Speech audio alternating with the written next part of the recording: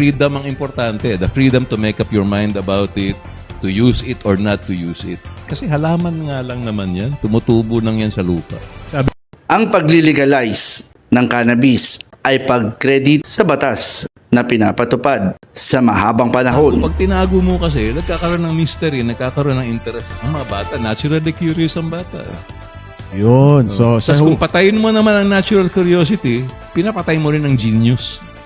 So, I think one of the worst damages na ginawa ng anti-marijuana law is it helped to discredit the law.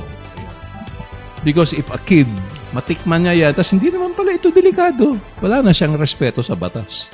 So, if you are someone who works in the law, bear in mind na when you have a stupid law or a law that doesn't make sense, you are discrediting the concept of law. Padami na ng padami ang mga nagsusulong para malegalize na ang cannabis. Madami-dami na din ang nagpapatunay kung gaano ito kagaling sa kanilang mga karamdaman. It is more important to demystify and allow people to form their own opinions, to make their own controls, rather than to install external controls. Ayon sa presidente ng Bauer Tech Corporation na si Dr. Nixon Gomez, madami silang mga tribo, mga elders na nakakausap at kahit noon pa ay ginagamit na nila ang marijuana o cannabis para sa kanilang karamdaman. kausap ko yung mga matatanda, yung kanilang mga elders, sa kanilang mga tribo. Sabi na, gamot yan, ginagamit yan. Ginamit ang anak ko, ginamit ang asawa ko, ginamit ang ganito. Ituturo nila kung paano gagamitin yung gamot na yon. It is common for them. It is not for addiction. It is not to create crime or anything. No. Para sa kanila, it's a common thing. At yun ay gamot, ginagamit ng matatanda, ginagamit ng komunidad. Ang halaman ay tumutubo ng kusa sa kanilang lugar. Walang masama. Ayon kay Dr. Mutia, sabi pa ni Dr. Jose Rizal na noong 1879 ay available ng cannabis. Traditional medicine ito noon na pinagbabawal ngayon. 10 taon na nating panawagan, sinisigaw, hinihiyaw na oras na, overdue na magkaroon ng locally available and affordable medical cannabis kasi traditional naman yan, hindi lang sa abroad pati dito sa Pinas. Si Dr. Jose Rizal mismo nagsabi na available ang medical cannabis noong 1879 sa butika, no? Hindi lang na gumamit siya ng marijuana, trivia na lang yon na gumamit si Rizal ng marijuana. Ang mas mahalagang ibalita is that sa Philippine soil, available yan noon. Dapat available na rin yan ngayon.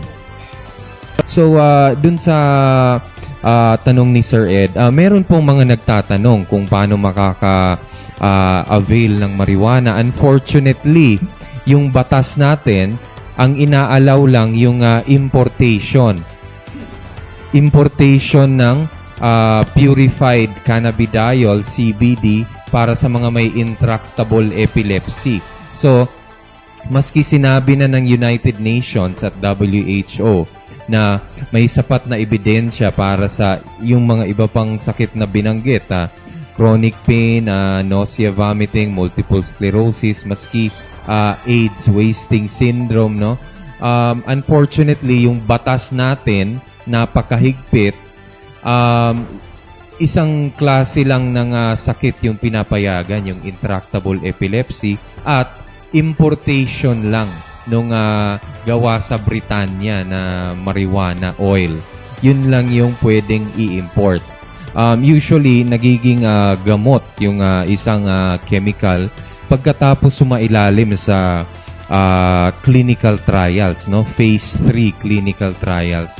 At as of now, indicated po, ibig sabihin, nagawan na po ng clinical trials ang cannabis para sa epilepsy, chronic pain, nausea and vomiting, and multiple sclerosis. So, talagang mainstream medicine na rin po yan. Dumaan na po yan sa phase 3 clinical trials. So, maski mainstream o traditional, talagang gamot po yung marijuana.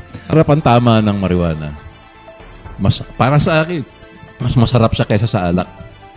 In fact, allergic ako sa alcohol. Hinihika ako pag inom ako kahit konting beer, hikain na ako niyan. So, kung maghahanap ako personally, maghahanap ako ng something relaxing but it's not as bad as coffee. It's not as bad as soft drinks, not as bad as cigarettes, not as bad as alcohol. So, nagtataka ako, bakit? What's the big deal? I think yun yung nakuha ko sa tatay ko. Don't make it a big deal because it's not. Let it be. Let people find out where their limits are if they want to experiment with it in a so-called recreational frame. No? Ako naman, yung recreation is also, it's just a synonym for healing. You recreate yourself. Para sa Road News, ako si Boboy Patriarca, nagbabalita.